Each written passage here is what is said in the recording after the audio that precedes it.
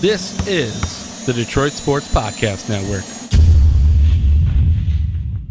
It's this week's wrestling perspective. Myself, Dennis Farrell, and my co-host, Petey Williams. How's she going, eh? Actually, you're the host and I'm the co-host, right? No, I think it's... No, we're co-hosts. We're co-hosts. I like that. Yeah. Before we get into the nuts and bolts of this week's podcast, we sit down with Killer Kross and he tells all. It was a good interview. Let's knock out the super quick promotions. Go to bluechew.com, use the promo code Perspective. It helps enhance your activities in bed.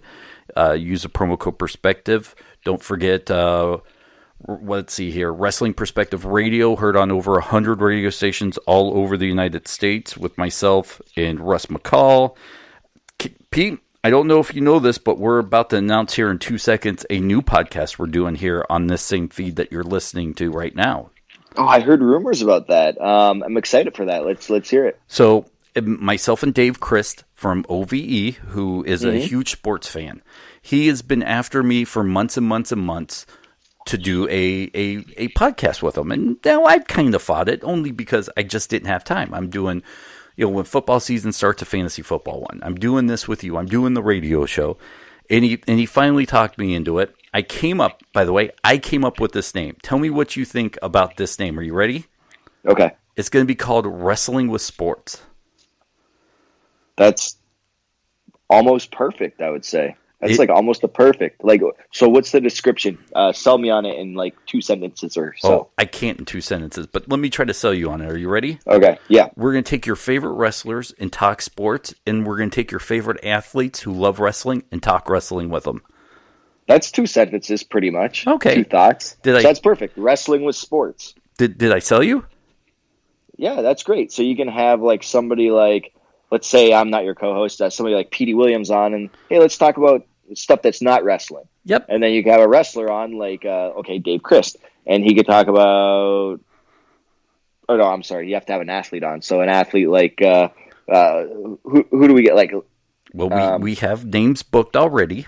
Yeah. So I mean, not to give anything away, but you could have professional baseball player, let's say, and he'll talk wrestling. So yes. That's perfect. I don't think there's a podcast like that. There probably is, now that somebody's going to be tweet us and oh, I've been doing it for 2 years and just nobody listens to us. But that's probably gonna happen. So it always happens to us. We think we come up with these great ideas and then somebody's like, I've been doing this forever. Whatever. Well, you'll find it here on the same feed. The deal is we're going to keep it on the same feed, and if it grows and people like it, then we'll move it over to its own dedicated feed, and we'll be back to just you, me, and the radio show here. If people like it, or if they don't like it, then they probably won't ever call me back again. So we'll see how this plays out. Yeah, he'll say, this doesn't work. He said, Petey, let's do a podcast, me and you. Yeah. Oh, no. Let's cut the nerdy guy out. Yeah, right. But so far, booked, we have Dimitri Young, former Detroit Tiger, which we're going to you and I were going to sit down and talk with soon. We have George Kittle, the glowing tight end from the San Francisco 49ers, probably the number 2 tight end right now in fantasy football. I'm trying to think of who else. Tommy Dreamer is going to come on and talk baseball. Joey Ryan's going to come on and talk baseball. So it's going to be pretty interesting and diverse. Yeah, so I mean, you got the first month or so booked and stuff, or maybe 2 months. Williams too will come on. So yeah, and then hey, if you have Moose on, what's he going to talk about? Well, both? Maybe, I think Moose is kind of like Monty Brown, where Monty doesn't really like to talk football anymore, even though he's won a Super Bowl with the New England Patriots. And I kind of think that's where Moose is right now in his life. I don't know if he's won a Super Bowl. I think he played in 2 Super Bowls, one with Buffalo, one with New England. Well, if it's with Buffalo, then he certainly didn't win. Yeah. I think it was one, obviously one of the 4 that they lost, but yeah. I don't. Anyways, we totally digressed on that one. Yeah. Wrestling with sports. Yeah, wrestling with sports. That's great. Here. So make sure we have a Twitter handle. It's called Wrestling WS. So at Wrestling WS with sports, just in case you're like, what's WS mean? That's what it means. Make sure you go over there and follow it. Dave and I will both be tweeting from it. Maybe we'll try to get you on as a guest. Do you even like sports? Yeah, and you know what? I don't talk about it a lot. And my wife like doesn't even know that I like sports. And then we'll be out and about with whoever, maybe like couples night, or like we're with another couple or something. And then me and the dude start talking sports, and she looks at me like, "How do you know how many wins like Golden State has this year? And how do you know who the top?" And I'm like, "I follow this." I'm like, "I'm just not going to talk to you about it because you don't want to." I mean, she's not going to want to talk sports, right? Just like she doesn't want to talk wrestling, Right. So yeah, no, I definitely watch sports. Really upset that the Raptors lost it was last night, right? Mm-hmm. And I hope they could take it home in Game 6. And then we have Game 7 of Stanley Cup right now that we have to get to. Yep, I'm watching it. So, Pete, next week, and maybe I'll try to get you on sooner in the week because we were super late this week. We didn't even do one last week because of your booking, maybe? No, it was at tapings. You were at taping, so we didn't do one last week. We did one later this week. We have an Ask PD show where we have about 40 or so questions, so it means you still have time now to get your questions in, and a bunch of other news to talk about impact-wise. So maybe we'll try to double book this week and maybe record something Sunday or Monday. It depends on who's free and whatnot. But, Pete, are you ready to talk to Killer Kross here? Oh, I'm always ready. All right. I guess here we go. All right, Pete, this is kind of the interview I didn't think we'd get, but here we are now. And last time we talked to Killer Kross, it was flowers and roses. He was excited. Here we are now. God, what would you say, 6-7 months ago? Now we're here. There was a report that recently came out on the internet that Killer Kross asked for his release. And he chose to speak with you and I about this issue, Pete. Oh, well. Kevin, welcome to the show. Good to have you here again. I think last time we spoke, it was, I think it was before you were like in the main event picture and stuff like that. I think it was shortly after you came on board with Impact. But now here we are. I don't know. It's almost been like a year later, I want to say. I say so. Thank you for having me. And just to clarify, I still think there are flowers and roses. They're just now surrounded, a fucking casket, guys. I'm kidding. Everything is fine. Just to a degree that we will clarify, I guess, by the end of all of this. But this is a lot of time has passed, and we have much ground to cover, I suppose. Let's start this out by a few weeks ago, a report came out that you had asked for your release with Anthem. I don't know anything beyond that, so let me ask you, were those reports true? They were 100% true. When you wake up, and I'm sure you didn't go around saying, hey, everybody, I'm asking for my release, but when you wake up the next day, then you see this out there, what was your first thought?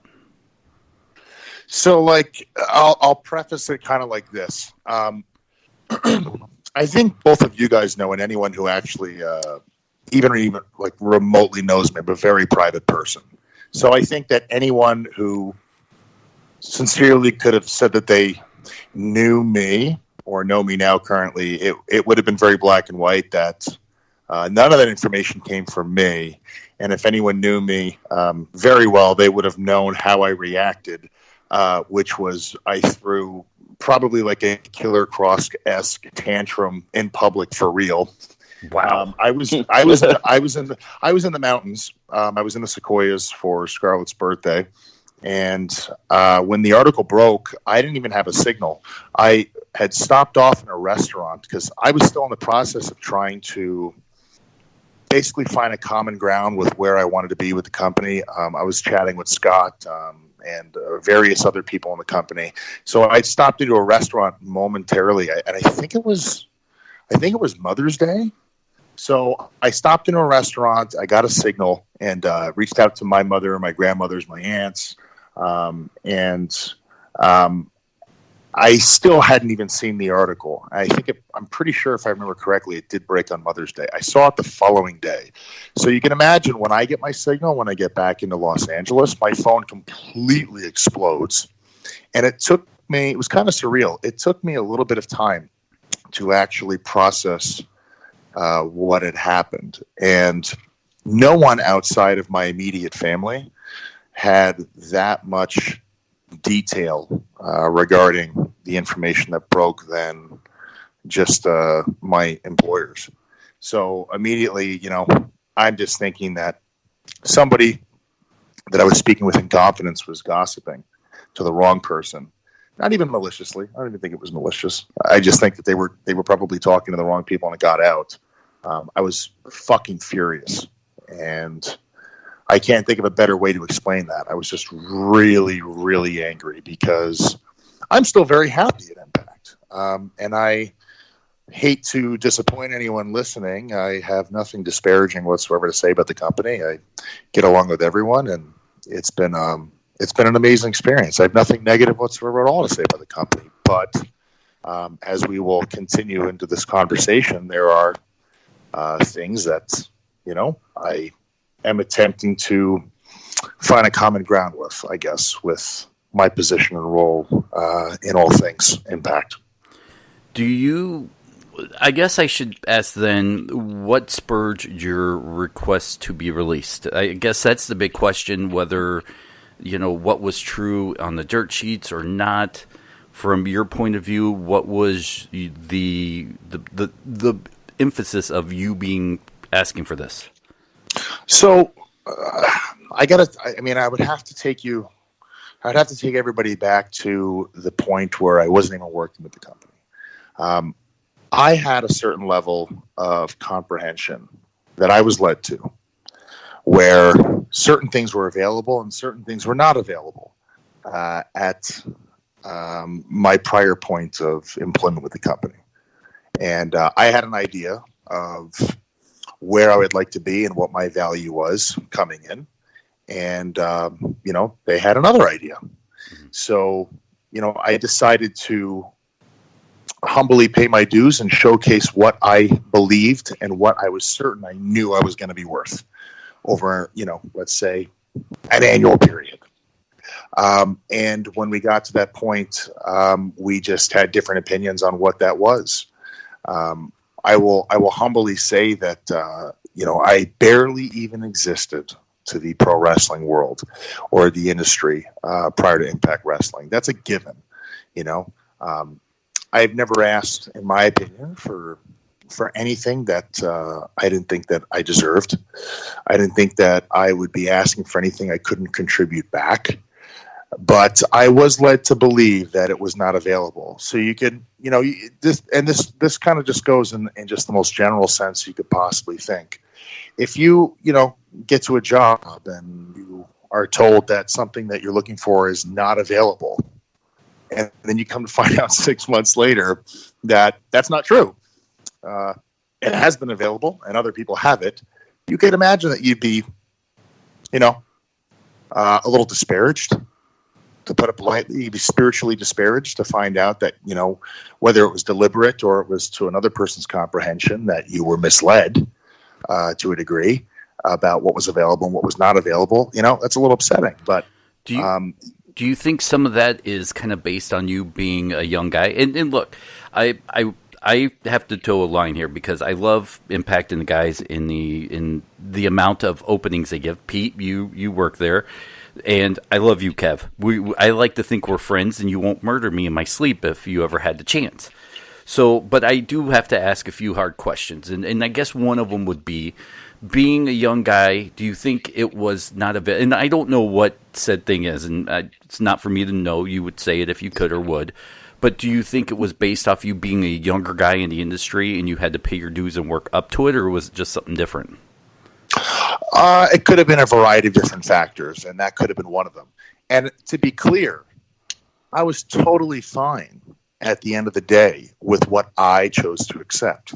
That's my responsibility and accountability as an adult. You know what I mean? Mm-hmm. That's fine. I was, but when there's a certain setting that has been cultivated, and then you find out that that's not entirely accurate once you're 6 months deep, it's a little, it'll make you fucking angry. I don't know how else to say it. It makes you fucking angry. It kind of feels like you were, like they took you for a little bit of a stroll, so to speak. But again, I didn't put myself into a position where I, necessarily was in a jam where I wasn't happy. I can't say it enough. I've been very happy. I have so many liberties I can go on and on and on about in terms of what I'm able to do and contribute to the product. But I mean, I was very, very angry. And, even too, I'll be personally open about it. It's my circumstances and the things that happened to me over the last year.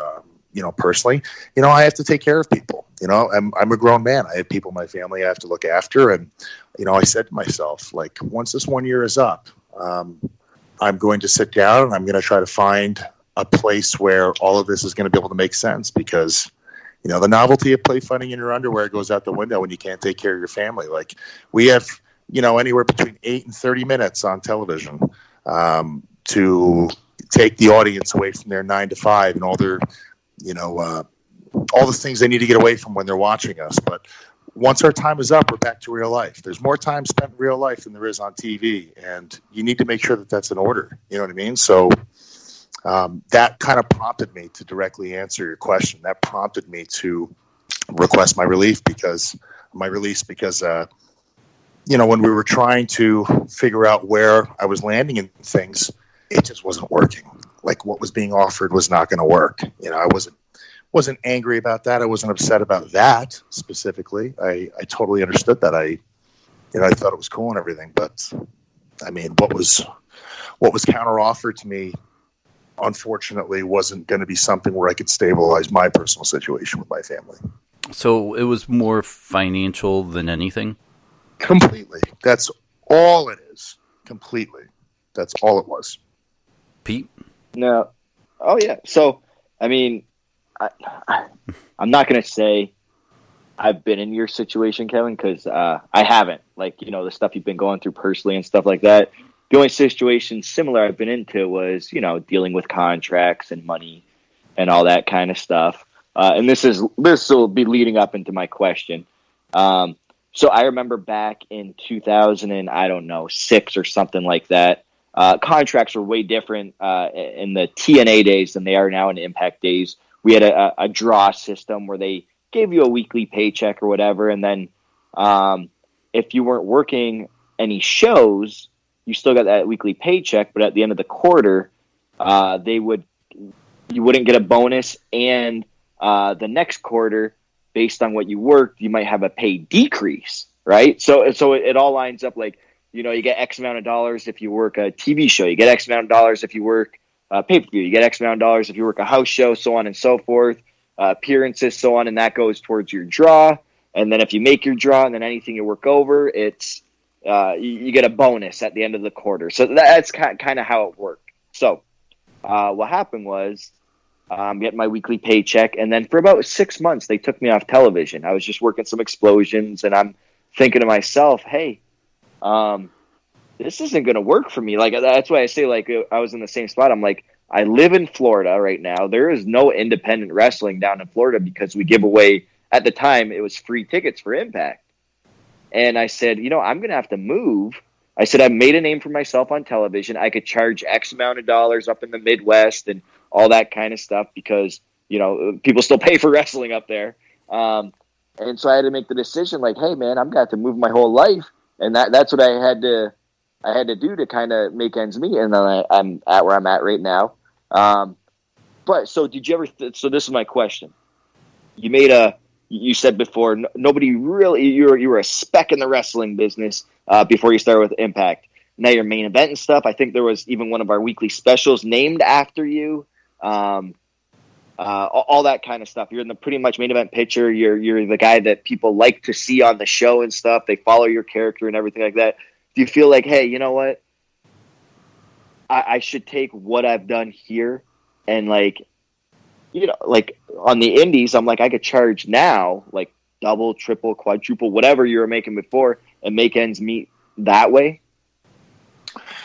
I mean, yeah, that's obviously something that, anyone is able to do, working with the company, taking their ability to work independence and trying to make ends meet that way. And I mean, it's more complicated than that, unfortunately. It's much more complicated than that.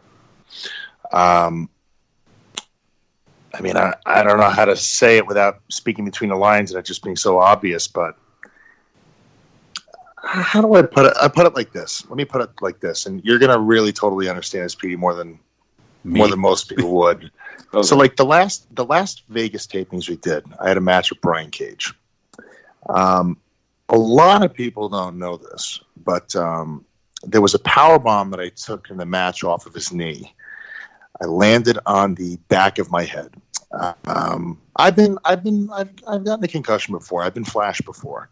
I can't even tell you how many times in my life I've lost count. I've been involved with combat sports forever, and I'm conditioned to compose myself when something like that happens. I don't freak out. But when I got up, I had no idea what the hell was going on. I don't know what time it was. I had no clue.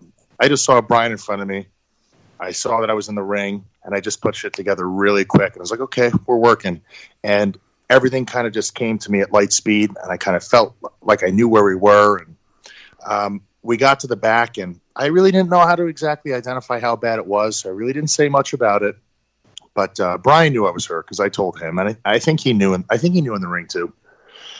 But I just wasn't really thinking anything of it. By the time I got to the car, I knew something was really, really wrong. I knew something was really, really wrong. I got vertigo, bright lights bothering me, physical sickness. I couldn't read. Like I was trying to read text messages on my phone, and like the letters looked upside down. Like this is the worst symptoms I've ever had from having a concussion. Like they were scary, man. And it was like that. I couldn't drive. It was like that for about 2.5, maybe 3 weeks. I had to do sensory deprivation. I had to be in dark rooms. I couldn't look at screens. Like I had really, really, really intense, severe concussion symptoms. They were really bad. And this is the first time that's ever happened. And I don't want to say I had like an existential crisis, but I had more of an existential revelation. Because in my life, I've always been the figure to take care of other people. I haven't really needed a lot. I'm a minimalist. I really don't need a lot to be happy. And being in that position for the first time in my life really changed my perspective. And like my philosophies, my ideologies, how I approach and observe life really, really changed from that experience. And I was looking around one day, and I was just like, I take care of everybody. And right now, because of what week it was and what was going on, there really wasn't a whole lot of people that were really able to help me through this. I actually had Scarlett with me at the time, but I was just looking around and I was like, I don't need a whole lot, but there's a lot of people who depend on me. And here I am out there, like I'm banking on myself, and I'm trying to put my best stuff out there, my best content, my best foot forward. I'm doing everything I possibly can to, live the dream, so to speak. And then something like this can happen and it's out of your control. There's nothing you can do about it. And then you're fucked. And then you were fucked because you decided to take a gamble. And, some people don't have that luxury in their lives to, afford themselves to do that. Like, so when we're talking about taking indie bookings and, the whole plan of like building your name somewhere and going somewhere else and doing that, like if you don't have guarantees, if you're not clearing enough hypothetically to make, to pay for health insurance, like there's a lot of pitfalls in pro wrestling, and that's the business. You know what I mean? That's what it is. But I just feel like, nowadays there's a certain level of compliance that is, I don't know, like there's a certain level of like, this is an opportunity and you should take it because this is all you got right now that's promoted out there. And I feel like a lot of people go, they take on things that they're not thinking about, like what could happen if it goes wrong, And while I could do all the indie stuff and the stuff you suggest and whatnot, I think that's like a short-term solution. And that solution will go up in flames if, anyone in my position that winds up happening to them. You know what I mean? So yeah, no. Yeah. So to put it into a sports term, and because I'm kind of the odd man out here who's not in the industry, it's almost like an NFL player going out and playing, touch football in the sand and blowing out his knee. Essentially, playing touch football in the sand is the indie bookings, and anybody could get hurt on any indie show. And you don't really want to put yourself out there for $250 on an indie show with a booker who may throw you in the ring with some guy that could easily hurt you. And not even the guy that could hurt you. I mean, anything could go wrong. It could be dehydration. It could be you're changing altitudes. It could be a million things that could go wrong. You could be sick. There's a lot of things that can go wrong out there, and eventually they do.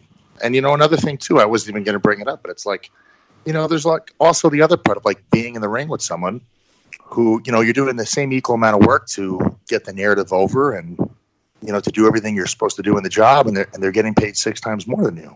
That's like a fucking hard pill to swallow sometimes, not just for me, but I'm saying for anyone, anyone who goes out there and does a job and they're perceived by the consumer on the same level. And, they're not making that. It's, and you're trying to work towards that. And, it's difficult. You know what I mean? When the news broke, Pete, I keep cutting you off. Go ahead. I can relate. Earlier on in my career, I'm wrestling guys like, and like in programs with like AJ Styles and stuff like that. And I know he's getting paid more than me. And other guys, but I'm like, like even when like I was wrestling like Kurt Angle on Impact and Booker T and Scott Steiner, I know they're getting paid more money than me. And I think that's where, it's tough because I'm like, you know what? In my head, this is years ago. I'm like, I'll get there because I know that I, as well, am making more money than some of the other people I'm working in the same program as well. So, sure. I mean, it's kind of hit and miss. I try not to have that mentality anymore because I found myself being very negative. And like ever since I left the wrestling business and came back, I just see stuff, differently, I guess you could say. It's not my primary income anymore, which is, it's just, I hear where you're coming from, Kevin. Like it's tough because, like Petey Williams, not as on his way up anymore. Kevin Kross definitely is. There's no doubt about that. I mean, it's the phobia, Petey, of like, this all being over faster than you're anticipating and having nothing to show for it when you have to take care of people. That's really where it's all coming from. You know what I mean? Like when I tell you guys I'm a minimalist, like I mean, it's an understatement. Like I personally really don't need much. Like when I'm not on the road, I'm hiking, I'm training, I'm backpacking. Like I don't live some lavish life. I don't need any of that, but it's just different when you have people to take care of. Circumstances change in life, you can't anticipate it. So, and everything you said, it's like, I mean, I know exactly what you mean, and I'm not jaded by it, though. I got to tell you, I'm not going or coming from a place of being, letting it bother me or disrupt my work or anything like that. It's just, I guess this is what this is. We're clarifying it now, right? I mean, the dirt sheets come out, and people jump to their own conclusions of it and so forth. It's, I mean, when I brought all this up and we try to talk about supplementing incomes and stuff like that. It's, being told like to go get another job, buy your job. I mean, I don't know how else that's fucked up. Like that's like, you're struggling to make ends meet, taking care of people, and your job that you can barely afford to have tells you to go get another job so you can keep that job. And it's like working at a corporation being told to go work at McDonald's. It's a weird feeling. It's a weird feeling. Now, devil's advocate here. Did you? Because I think that contract structure has been there for a while at Impact. Did you kind of understand that when you signed your contract, that it's kind of built where you're probably going to get less money from Impact, but you have the freedom to work other places or as many dates as possible?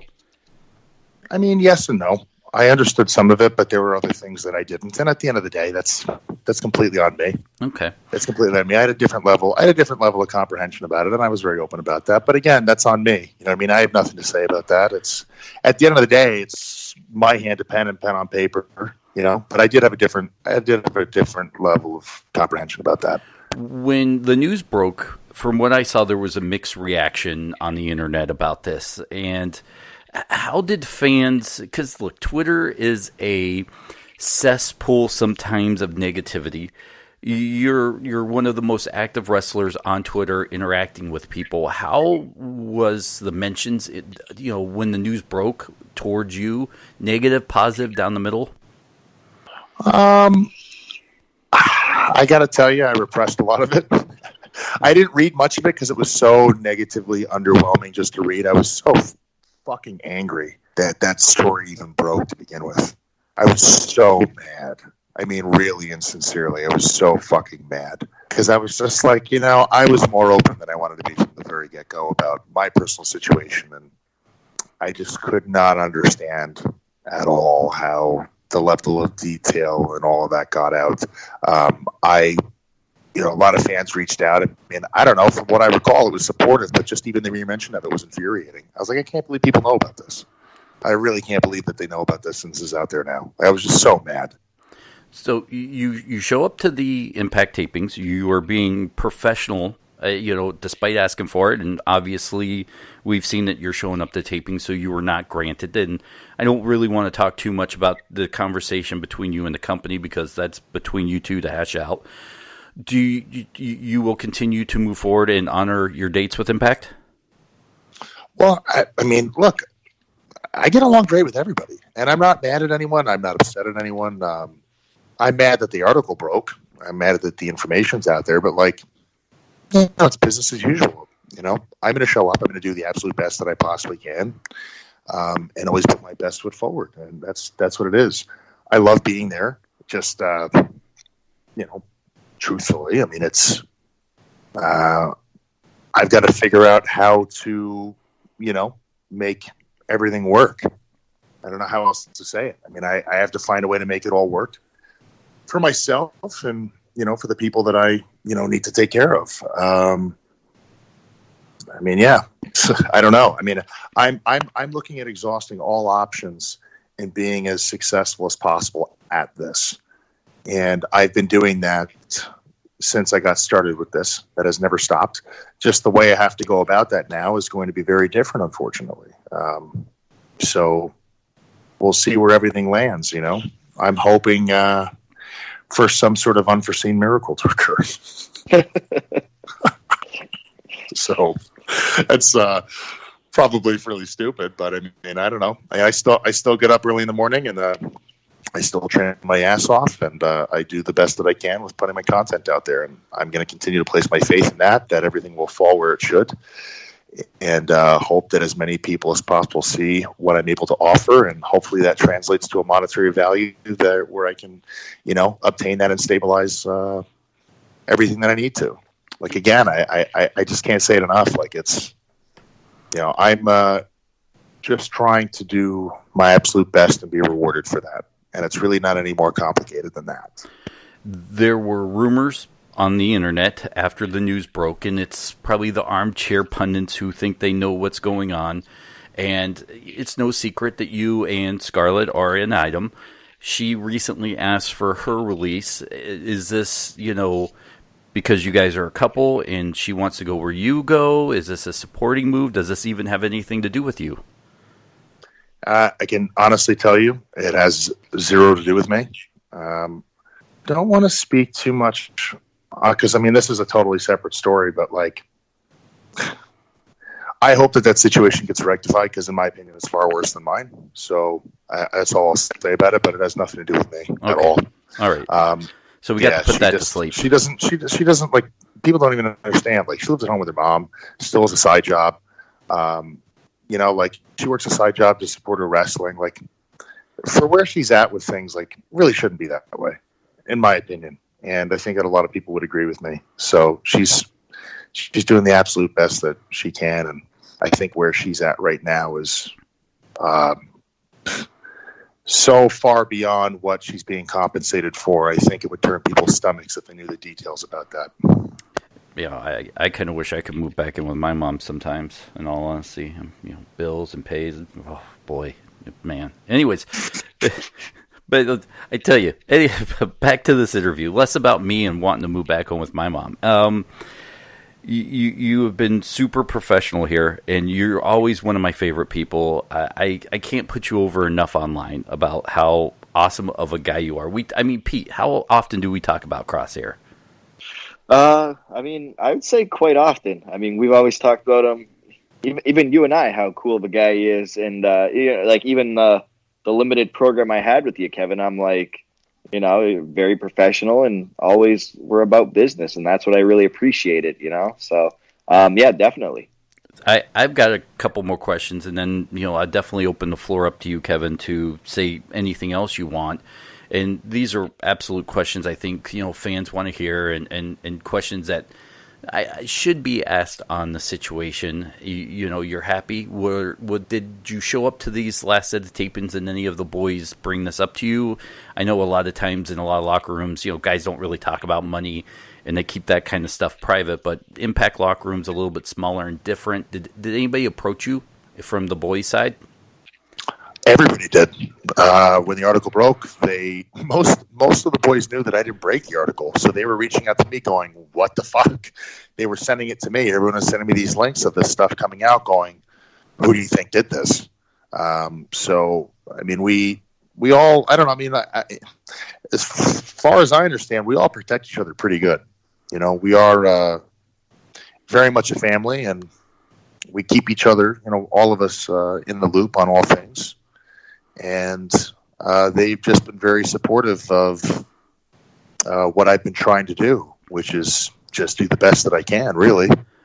And I think that, I don't know if I'm being biased, but I think that Impact has the strongest roster it's probably ever had in terms of work rate and in terms of creative output and stuff like that. Like, it's a really cool time to be a part of the company. And I have known all of these guys pretty much since, even before I got there. We've worked elsewhere. So it's just cool to be here and be there with them. And everyone has been really, really supportive of my circumstances. And I'm not even going into the deepest of it, because a lot of it has to do with other people and, my family. They definitely don't want their business out there, and I don't want it out there either. But people that are close to me know what I'm going through. People, know what I'm trying to facilitate, I guess. So, I don't know. I guess that's the best way to summarize it. How much longer, if you don't mind answering this one, do you have left in your contract?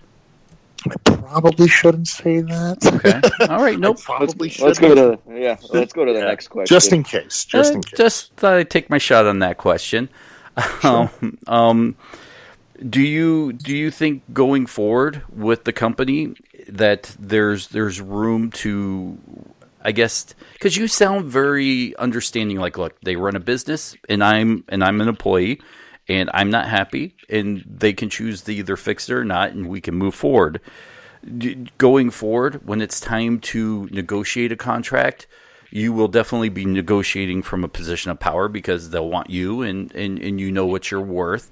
But will you be open to sitting back down and talking with Impact when that time comes back up? It's hard for me to answer that, because I'm on a time situation. Like, I don't really know how much time I'm afforded with the stuff that I'm having to deal with. So I really don't know. Like, I don't know how to answer that. Like, speaking between the lines, I found out how much people were being paid, and I wanted to be paid on the same scale as that. I wasn't asking for anything that was honestly unreasonable, in all sincerity.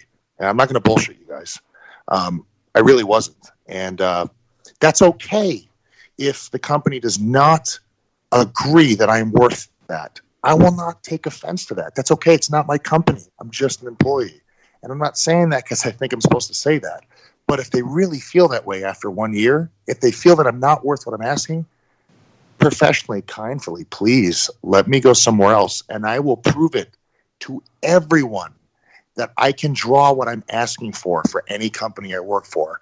I will put my life on it, on everything that is holy in my life. I will show everyone on this fucking planet alive that I can draw what I'm asking for. I think that's what all of us kind of think, especially, I know PD feels the same way. I at least in the podcast and radio industry, you give me a break and let me show you what I can do when you give me the chance or the break to be successful. And, I understand that from a talent point of view, that request, trust me, more than anything, where you build yourself up, you build a brand, you think you've got a brand over, you get the break, and then you want more, because that's how good you think you are. Sure. There's nothing, I don't think that there's anything unusual or selfish or ridiculous about any of it. I mean, we're talking about it, but I mean, this may be shocking to people listening to it, but this is what every single person in this business goes through. If they just are not necessarily, part of the breaking news, unfortunately. So people don't hear about stuff like this happening, but I think everyone goes through this. There's nothing unusual or unique, unfortunately, about the situation I'm in. This is what any person's going to go through in a parallel or similar situation, Pete, do you have anything? Because I've got a couple fan questions here for him. Yeah, we can hit up a couple fan questions, and then, yeah. This first one comes from Mike. He says he cooked an amazing medium rare steak for his wife, and him, unforgivingly, his lovely wife, thought it was not cooked enough, so she microwaved it. How should I handle this, Killer Kross? I would have just throw the steak in the garbage first of all. You did it all wrong from the beginning. It was well done. I mean, if you overcook the steak, it's no good. Everybody knows that. If you've ever seen Raging Bull, I mean, this is gospel. So throw it in the garbage. Just start over the next day. Pete, how would you handle that? I think he said it right there. Yeah, I agree. I go somewhere else to eat. I mean, I don't know what to say. Brandon wants to know, I would like to know about Killer Kross's workout and diet. What's his favorite thing to do in the gym? What does his diet consist of? What does he have on his cheat days when he's off his diet? Okay, so May of last year, I started a carnivore diet, which was just healthy fats and straight meat. Literally, that's it. And then after 2 or 3 months, I started to put in healthy fats like omega-369, coconut oil, MCT oil, butter. And then it was just meats and fats. And then I kind of began adding in vegetables like kale, chard, asparagus, spinach, broccoli. And now where I'm at is I will kind of have like 30 to 120 grams of carbs a day, but I'm still keeping my proteins and fats high. And the reason I initially started the carnivore diet was because I'm a large human being, so I generally don't fit inside airplane seats, comfortably at least. So with the travel, with all the dates, working out, and nothing beats you up worse than that canvas, I was in pain a lot. I don't like taking aspirin or Advil or any of that type of stuff because I believe that if your central nervous system is trying to tell you that something's wrong with your body, you shouldn't mask that. You should pay attention to it. So I was looking at different alternatives into lowering inflammation from trauma and getting hurt, whatever. And I read a very interesting article that was produced from Yale where it was saying that processed sugar and certain types of carbohydrates promote inflammation in your body. So I just cut all my carbohydrates out, and then I leaned out, and this is the best I've ever felt.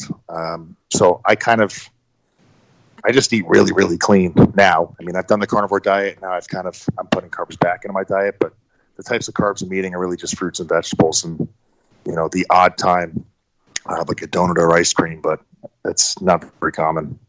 This question comes from Christopher. He wants to know, are there any matches that you would not personally want to do? Like, Petey, you're not a hardcore wrestling guy. You don't want thumbtacks. And I saw you on a ladder, too, by the way, and you looked a little wobbly on a ladder, Pete. No, I'm good at ladder matches. I'm good at not getting hurt on ladder matches. But anyways, my thing is, like, I'm not into the hardcore chairs and thumbtacks and all that kind of stuff. Well, I'm open to doing anything right now, especially right now. You can book me in an Inferno match and set me on fire at this point. Wow. I'm gonna try to book you to come hang out with me by the pool. I wonder how hard that is. Do you have an agent? He won't take that booking at all. No. That's the one. That's the one thing he says no to. You see, yeah. The thing is, though, you could put me in any match. Just like you saw it over the weekend, they put me in a ladder match, and the ladder was like, all right, I'm gonna be smart about it and not get hurt, but still put on a very entertaining match.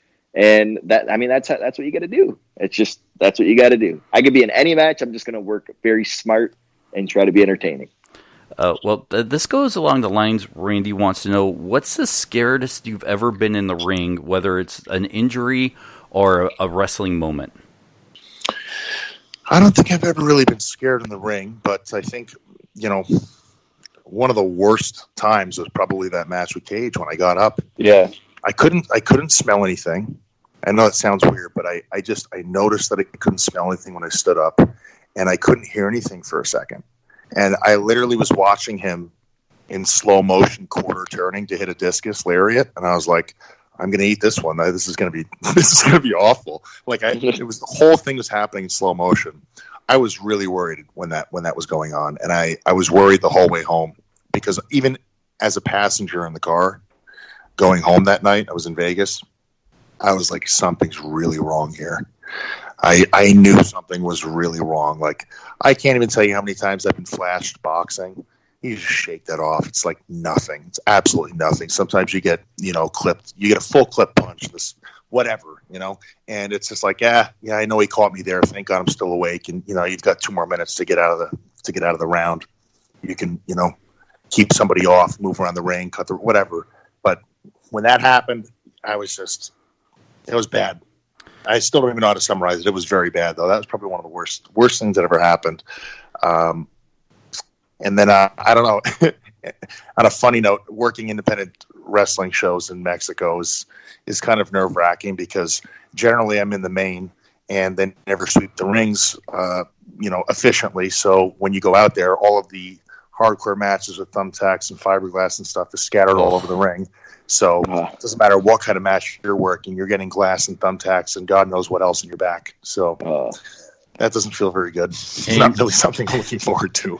And before we close out this interview, the last question, which I purposely didn't bring up in the interview, but I thought I'd save it for this fan question. McGill wants to know, you were recently at AEW's Double or Nothing, sitting third row. By the way, I took a picture of you. Is that a message to management? Which I think I've talked to you. I kind of know the answer, but I'll go ahead and let you talk. Not at all. I live in Las Vegas, and my friends were working that night. So sorry if I killed the romance of that for anybody, but I know just about everybody on that card, and I was really, really happy for them. I was really proud of them, and I think it was just such a cool thing to see. It seemed like pro wrestling was back to life that night in a very big way. And I stress the term pro wrestling because there's a very big difference between sports entertainment and pro wrestling. And felt like I was watching pro wrestling that night on a grand stage, And I'm not saying that maliciously or being obnoxious. I just, I enjoy both. But to me, there's a huge difference between sports entertainment and pro wrestling, and it was just cool to see that again. I felt like I haven't seen that in an environment like that in a really long time. Just like Lucha Libre is different from sports entertainment or pro wrestling. It's just different. It just felt different. It was really, really cool, and to see how people were so engaged with what they were doing that night, man, it was just very cool. It was a very cool energy in the air. People were crying in the audience in the and Cody and Dustin match. Like, you don't get to see that very often. Like, people were literally weeping. That's pretty powerful stuff, man, to move a whole building of people like that. Just take that in for a moment for anybody who's listening. You guys walk into a show, and it's a show, right? You're so certain that it's a show. You're so certain that this isn't real. And for a brief moment, you're taken out of that. It's like a magic show, like a Copperfield show. You're so certain that magic's not real. And then you see something, and it physically changes you, and mentally and spiritually changes you. You can't just teach people how to do that. That's something that I think people are born with. That's a talent that someone develops personally, and it was very cool to see that in the way that it was executed. It was very, very cool stuff. And I guess a follow-up question would be, because I go to shows with PD, and I have a different view of the wrestling industry now that I guess I'm like an outsider looking in, but closer than I was when I was doing football stuff. And you go, when was the last time you actually got to sit down and watch a show as a fan? And B, now that you're in the industry, when you sit down and watch one as a fan, if you do have the time or do it, how different do you watch matches? The last time I watched a show may have been years ago. I actually to sit in an audience and watch a show. I can't even remember when the last time it was that I did that. Maybe 5 or 6 years ago. So growing up, going to wrestling shows, I just for whatever reason I haven't done it. Part of it's really difficult for me because I want to be in the ring. So it's kind of like you want to get up there and you see the whole room moving and you can feel all the energy. If you love this, you want to maestro that. You want to be there. So it's kind of hard to sit there and watch it, but I was definitely watching as a fan that night. I thought it was awesome. And it's different when you're watching backstage. When you're backstage, you're with the people you work with, and it's somewhat analytical. Sometimes when the matches are really good, Petey's seen it, and you've seen it too. People, we all freak out backstage when really cool things pop off, and we react just like fans. We were fans before all of this, and I think it's healthy to maintain that sort of spirit in all things, to still remember what being a fan felt like, because that's our consumer, that's our demographic. Without them, none of us would be doing this. If the building was empty, I really highly doubt very many of us would be going out there and doing what we do. Now, I guess I should ask you: Are you happy with the way this went down, or did you feel like you got everything out? Is there anything that we didn't touch on that you feel like we should talk about? There's going to be so many things, man, that we're not going to be able to touch down on just for legality purposes, and also just like. As I said, I'm very private. I would love to be able to share deeper stuff about everything. I can't bring myself to do it. I really can't put myself out there to be that vulnerable to do it. It just doesn't feel right. And I'm going to ask that everyone be patient with what winds up happening, and hopefully everything lands where it's supposed to. And I appreciate everyone's interest in.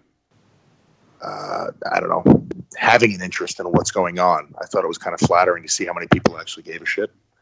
And I get tunnel vision when I'm working towards something. I get tunnel vision. I really don't pay attention to a whole lot other than the task at hand. And I've been so hell-bent on trying to get somewhere with all of this, with my career, that I rarely stop to just look around and go, oh, this is where I am. This is what's going on, And I guess if anything good came out of this, it was to see what the perception was of my value, I guess, from the audience. I thought that was somewhat flattering, but I wish the story never broke. I really do. I wish it didn't break, and I wish things were different with the grounds that I'm on with the company, because I'd like to stay. But if that's impossible, then that's impossible, and that's what it's going to be. So, I do want to apologize on behalf of PD, because with him always asking all these questions, I didn't even have a chance to talk to you during this interview. Yeah, so I do have one last question.